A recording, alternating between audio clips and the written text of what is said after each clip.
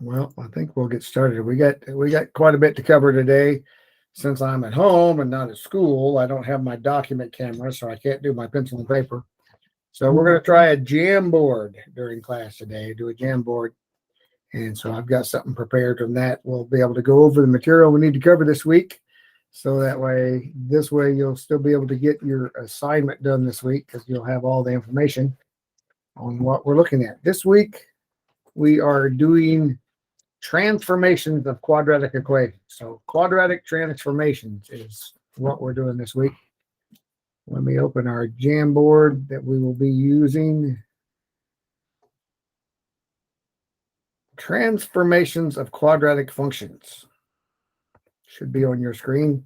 In the middle of the screen in large letters is basically what a quadratic equation could look like.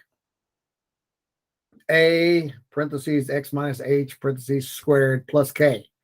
That's one that's got all the bells and whistles. If you look up here in the corner, let me see if I can circle this, put it in red marker right here. This is the parent function. This is the most basic quadratic function, right? F of x equals x squared. Just very basic. That's what we generally, if we see that x squared, we know it's a quadratic equation.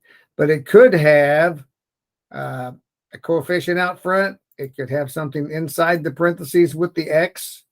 It could have a number on the end, plus k. So let's look at what those will do when you have those situations. So let's start up here with the a.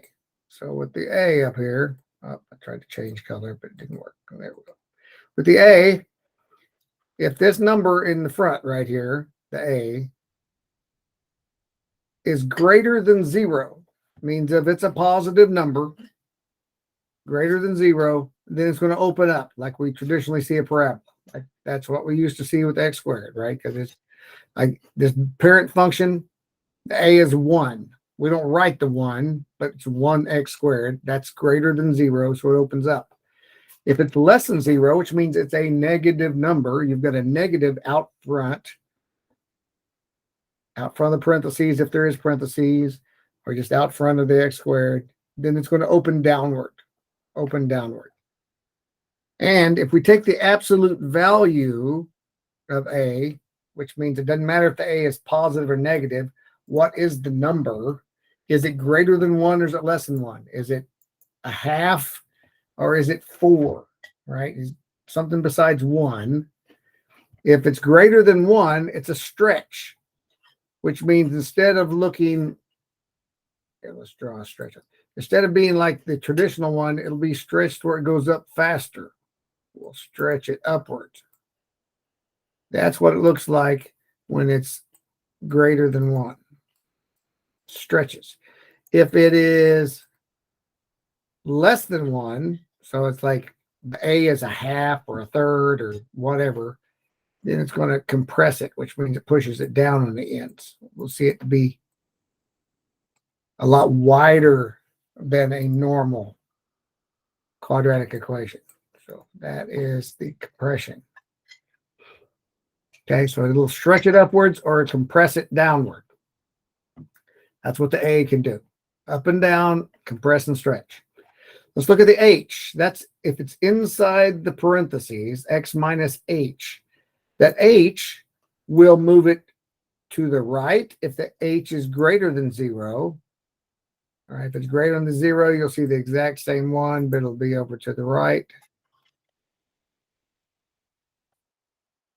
But if it's less than 0, it'll be moved to the left. Now, here's where it gets tricky. I put this over here on the side. Be careful with h. If the h is greater than 0, like h equals 3, like when it moves it to the right, in the equation, you're going to see x minus 3. You're like, wait a minute, I thought it was positive 3. It is a positive 3, but if you look at the equation, it's x minus. So if the h is a positive number, you'll see x minus whatever that positive number is. If h is a negative number, like right here, h is negative 3, then you're going to see x plus 3 in the equation because it's x minus a -3. And when you subtract a negative, that's adding. So when it's x minus -3, it's going to appear as x plus 3. So don't let that fool you when you see a quadratic equation that has the parentheses like that. It's going to be opposite of what you think. X minus 3 is a positive 3, which means it's moving to the right. X plus 3 is actually a -3, which means it's moving to the left. So that's how the H works. The K is just the number at the end. If we had x squared minus 4, it would just move it down 4. If K is larger than 0, it's going to move it up. If it's less than 0, it moves it down. All right, so let's look at some examples. Let's go here. So we're looking at translations, dilations, and reflections. These are the different type of transformations that we're looking at. A translation just moves an object without changing its size or shape, right? That's a shift. That's just moving it left or right, up or down. The dilation are transformations that generate an enlargement or a reduction. See, the A creates an enlargement or a reduction. That is a dilation. And other transformations are reflection. Generates a mirror image of an object without changing its size or shape. So that's when we put a negative in front of it. It's going to reflect it down, a mirror image. So let's look at this, vertical translation. So the first thing we look at is a vertical translation. So here's our equation, f of x equals x squared plus 3. And I've taken these x's and I've substituted them into that equation to figure out what y equals. So -2 squared plus 3. -2 squared plus 3 is 7. So I've already done all of the points for us. So we have the point -2, 7, -1, 4, 0, 3, 1, 4, and 2, 7. So we're going to see how K will either make it go up or down because this just has a plus 3. Otherwise, this is just the parent function. So let's look at this. So what is our vertex? Our vertex is the point where it turns around, starts going back up, right? Starts at 7, goes down to 4, goes down to 3, goes back up to 4, goes to 7. So 0, 3, 0, 3 is our vertex. Now the vertex, I should go back and point out here, the vertex is HK. Whatever the H is the X, and whatever the K is the Y. That is the vertex. And the axis of symmetry is X equals whatever the H is. So this H is our axis of symmetry, and the K is the Y value of the vertex. So in the parent function, you'll notice there is no H or K, right? It doesn't have a minus anything after the X, and there's nothing added on the end. So those are both zeros. And as we can see in the graph beneath the parent function, the vertex is at 0, 0 because H and K are both 0. It is 0, 0. And the axis of symmetry is X equals 0, which is the Y axis. So that's the point that it looks like a mirror image of it. Axis of symmetry. So over here, our vertex was 0, 3. We can do our axis of symmetry, which is X equals the H, which the H is 0. I got to make that smaller, so I don't want it over. X equals 0. And the Y-intercept, that's when the X equals 0, right? That's when it intercepts the Y. So let's do, the Y-intercept is at 0, 3. The Y-intercept is at 3, but it's at the point 0, 3, either way. So let's graph this. Graphing's a little tricky with this Jamboard, but we will do our best. All right, so let's put a red graph on here. So we have 0, 3, 0, 3, 1, 2, 3 right there.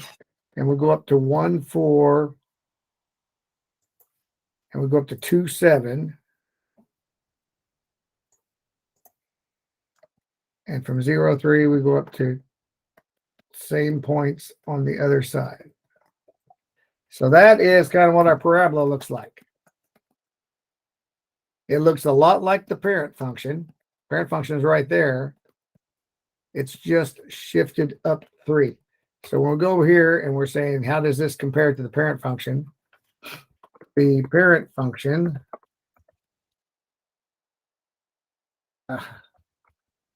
make this bigger because it parent function x squared is shifted up 3 units. That's what's happening with it. The parent function x squared is shifted up 3 units. That's how this function, x squared plus 3, compares to the parent function. All right. Any questions on that? It's pretty straightforward. Just adding 3. All right, let's look at the next example then. Next page. Horizontal translations. Now we're going to do an example that has the -2 inside the parentheses. X minus 2 squared. So this is an h, right? That h equals 2. Boy, it was not written well. H equals 2. H equals 2. It's a positive 2 is the h because it's x minus whatever h is. So again, I've already filled in our points over here. X minus 2. So when x is 0, it's 0 minus 2. When x is 1, it's 1 minus 2. When x is 2, it's 2 minus 2. And just square it. So -2 squared is 4. -1 squared is 1. 0 squared is 0. So we have all of our points here. So let's figure out what is our vertex for this equation. Well, the vertex is going to be hk, and the h is 2. And what is k? K is 0. We don't have a plus anything after the squared, after the x squared. Let's see, our axis of symmetry is going to be x equals the h, which is 2. Our y-intercept is where the x equals 0. All right, so there's always a 0 for the y-intercept. Because if x has a number, it's not on the y-axis. It's moved over one way or the other. So let's draw this. It starts at 0, 4. 0, 4 way up here. So let's get our pen back. 1, 2, 3, 4. Starts at 0, 4. Goes down to 1, 1.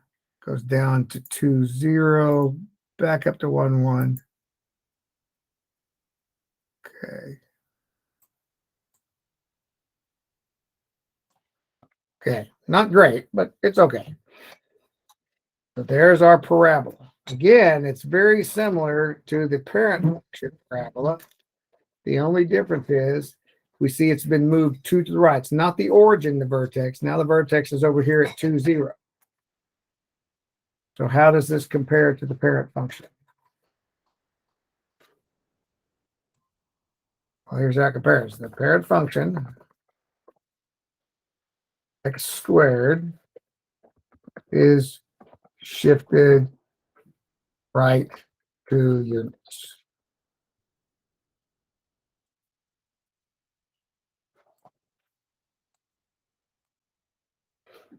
Parent function x squared is shifted right 2 units. That's how this compares. Because x minus 2 inside the parentheses is going to shift it right 2 units. All right, let's look at the bottom, the dilation reflections. This time we've got x squared, just the normal parent function, but we have a 1/3 in front of it. 1/3 in front of x squared. So that is an a. That is an a. That's a coefficient out here in front of the x squared. So we know if it's positive, it's going to open up. Negative, going to open down. If the absolute value is greater than 1, it's going to stretch it. If it's less than 1, it's going to compress it. So ours is 1/3. So it's going to open up, but it's going to be compressed. So our points, I've already done our points over here. When x is -3, it's going to be 1/3 times -3 squared.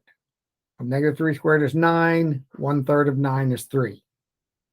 -1 squared is 1. 1/3 times 1 is 1/3. 0 squared, 0 times 1/3 is 0. So here's our points. So let's go ahead and figure out what our vertex is. It's the HK, right? And the H is 0, and the k is 0. We don't have anything inside the parentheses changing the x, and we don't have a number added on to the end. So simply, we're still at 0, 0. Our axis of symmetry is x equals 0 then, because it always goes through the vertex at whatever the x coordinate is. It's equal to the h. And the y-intercept, 0, 0. Since origin is going to be the vertex, it's definitely the y-intercept as well. Okay. All those zeros. How does this compare to the parent function? Well, let's graph it and take a look. Go back to our pen. -3, 1, 2, 3, +3, right there. And then it goes down to -1, 1/3. So way down here, goes through 0, 0, back to 1/3, and up to 3, 3.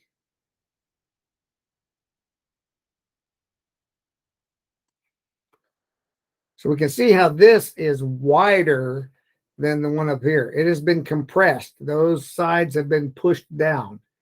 It's a compression. So when we go over here and write, how does the parent function compare? How does this compare to the parent function? The parent function, x squared, is compressed times 1/3. All right, let's see, we'll make that a little smaller. Open it up. There you go. The parent function, x squared, is compressed times 1/3, or by 1/3, or however you want to say that. Okay, let's look over here. This is just describing the effects of the parent function. So we're not going to graph it. We're not going to make points. We're going to look at the equation and say, what does that do to the parent function? So this first one, x squared minus 3. We'll put in the chat what that's going to do to the parent function. X squared minus 3. What effect is that going to have? This first equation here, x squared minus 3. What is that minus 3 going to do? What kind of transformation is that doing? Will it go down 3? I'm going to take away 3 from whatever x squared equals. Shift down 3, down 3. All right, you guys are getting it. Yeah, the minus 3, that's a k. So k equals 3. Oh, k equals -3. So since the k shifts it up and down and it's a negative number, we're going to say the parent function, x squared, will be shifted down 3. Perfect. All right, on this one, k plus 1 squared, what's that going to do? That's dealing with our h.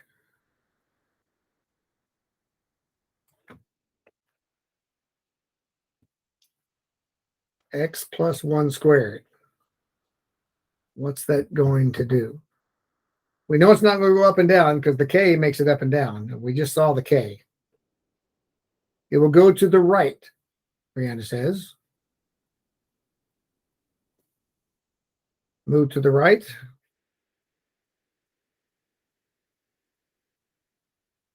Got 2 people that have said to go to the right. Anyone agree with that? Anyone disagree with that?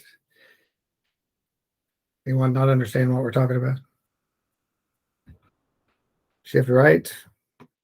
All right, this is a good time to review what we've already learned. Since this is x plus 1 squared, we know this is the h. Let's go back and look at that first screen. Be careful with h. Here, let's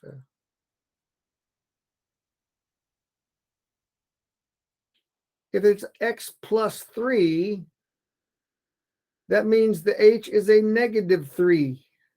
And if h is less than 0, it's going to go left because it's x plus 3. So looking over here, this is x plus 1. So h equals -1.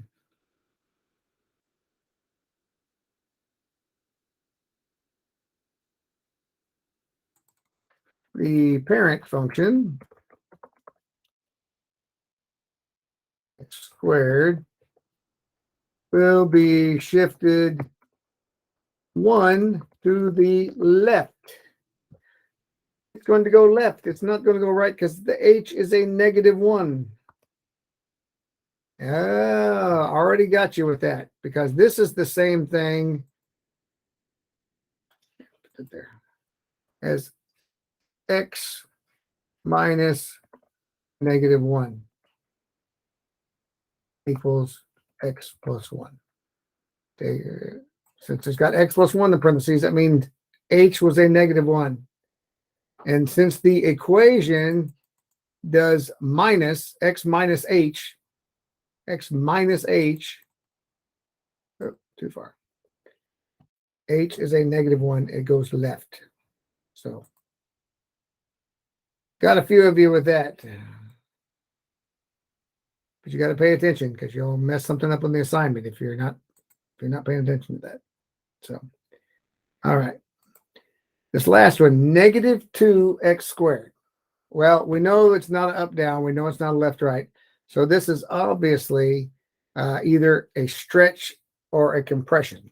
So let's type what's going on here. Parent function, x squared. Got to make this bigger. Okay. Will be stretched times 2. And what else do we see there? There's a minus in front of that. And we'll open downward. It's going to open downward. It's reflecting down. So we got two things going on in this one. Stretched and downward. Because of the negative and because of the coefficient of 2. The 2 is, the absolute value 2 is greater than 1. So that means it's a stretch. All right, let's look. Yep, good job, Brianna had that opening down thing. All right, let's look at an entire thing here. F of x equals 2 times x minus 1 squared plus 2. So that's taking the three things we separated over here, and we're going to look at all those things happening in the same equation. So looking at that, we've got the a is equal to 2. We see that right out front there. What is the h equal to? Let me ask you that one. We got 2 times x minus 1 squared plus 2. So what is our h equal to? 1. Brandon says it's 1. 1, 1. All right, everybody's on board now. We're paying attention to the positive or negative now. Since it's x minus, h must be a positive 1. So if we want to go back and just remind ourselves it is positive, a is a positive 2, and the k is also a positive 2. So we're dealing with all positives here. So that means it's going to be opening upward. It's going to move to the right, and it's going to move upwards. So it's going to be stretched times 2, opening upward. 1 to the right and 2 up. So we know that our vertex is going to be 1 to the right and 2 up from the origin. Right? And it's going to be stretched, so it's going to be pretty skinny. It'll be something like that going on. That should be rounded. It doesn't look real rounded, but that should be rounded down there. So it's going to look something similar to that. It's probably go up faster than when I drew it faster there. So now let's erase that in. It'll be going up pretty quick because it's stretched. So our vertex has moved to whatever HK is, right? HK, H comma K. So it's at 1, 2. Our axis of symmetry is x equals whatever the h is, 1. Our y-intercept, we didn't calculate the y-intercept. If we just put 0 in for x, put 0 in for x. That's how we figure out what the y-intercept is. So if x is 0, 0 minus 1 is minus 1. Minus 1 squared is just 1. So we have 2 times 1 plus 2. 2 times 1 is 2. Plus 2 is 4. So let's back this up. So the vertex will be at 0. We know it's going to be 0. The x has to be 0. 0, 4. If we put 0 in for x, we get 4 for y. That equals 4 when x is 0. So how's this compared to the parent function? Okay, well, let's see. The parent function, x squared, is shifted 1 right and up 2 and stretched times 2. And that's it. It's not reflected. It doesn't reflect downward. But it's shifted 1 to the right, up 2, and stretched times 2. Now I want to do one comparison down here, because this, you'll see this in your assignment as well. Notice the difference between this equation and the equation up above. There's only one difference, and it's right here. See that negative sign in front of the x? There's a negative sign right there in front of the x. So I want to show you what that would do, and it'd probably be easiest to do that by switching to Desmos. So let me open up Desmos for just a moment here and put it in there. Y equals, or f of x equals 2 times x minus 1 squared plus 2. Right? That was our equation. That's what we just graphed. Has the y-intercept of 0, 4. It had the vertex of 1, 2. Has the line of symmetry at x equals 1. That is the equation. Now look what happens when we take the same equation. All right, I'm going to take the same equation and put a negative in front of the x. Negative. Wow, did you see what happened there? The red one is the original, but when I put a negative in front of the x, it reflected over the y-axis. Here, we make it even bigger. If this was an x minus 4, where that was where we're at 4, you see it reflects over here. It reflects over to negative 4, 2, instead of positive 4, 2. So when you have a negative inside the parentheses with the x, it reflects over the y-axis. So let's make that part of our notes here. A negative inside the parentheses with the x will cause a reflection over the y-axis. Okay, so if you're taking notes, this is what you want. All right, let's look at our last page here. And it wants us to graph these. So let's give the vertex and then just sketch a graph. We're not going to do a bunch of points. We're just going to do the vertex. So looking at this, who can tell me what the vertex is for 1/2 x squared plus 1? 1/2 x squared plus 1. Can you tell what the vertex would be? Remember, the vertex is always whatever hk is. That's the xy of the vertex, the hk. So what is that going to be? 0, 1, 0, 1. It's all right, Rory.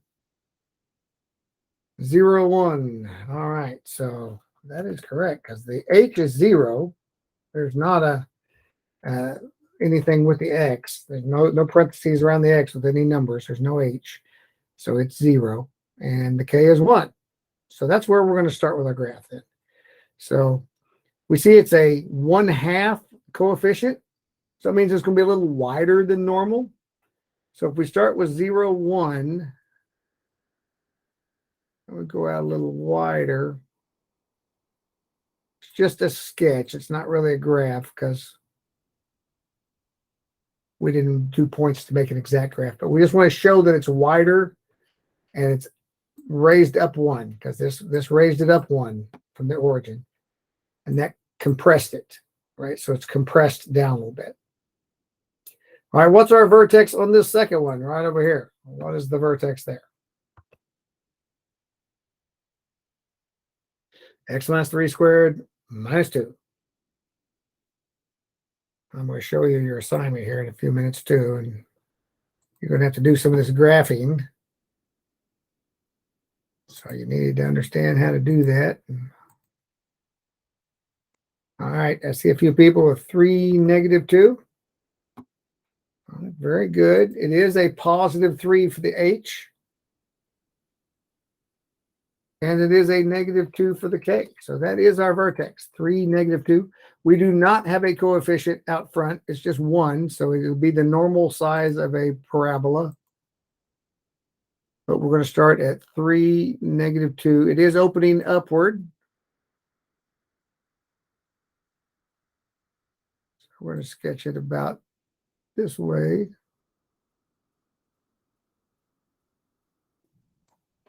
So it would look something like that, with 3, -2 is the vertex. That's the important part. Make sure you get the vertex correct, and then the shape is pretty close. Now let's look over here. Here's a problem that just says compare the function to the parent function. F of x equals -2/5 x plus 1 squared plus 7. That's kind of doing everything, isn't it?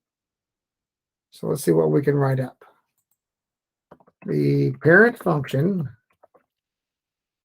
x squared, is, let's see, how is it first? Say it's shifted first. Shifted, it's +1, x plus 1. So that means the h is a -1 because it's x minus a -1. So it shifted left 1, up 7. It opens downward because there's a negative out front of it, and is compressed times, or we can say by 2/5. That's what's going on. Parent function is shifted left 1, up 7, left 1, up 7, opens downward because of the negative, and is compressed by 2/5. All right, so that is our Jamboard notes. You have access to this Jamboard through the link in the chat, and it may have emailed you a link as well. So I'm gonna close that out for a moment. We're gonna look at our assignment. We're up. Okay, you have really 4 problems, but they're just kind of related. There's a group of 4, group of 4, group of 4, and a group of 4. They each have 4 things you have to answer about them. So this is what our first one is. Given, and this gives you the parent function at the beginning, c of x equals x squared. And you're supposed to write the equation function after each step. So here's step 1. A, reflect c of x across the x-axis. So instead of going up, you want it to go down. All right, so you're going to call this function a of x. So that means your answer starts with a of x. It was c of x, but we're writing a new function. A of x equals, and now you write the new equation that reflects across the x-axis. Okay, that's part 1.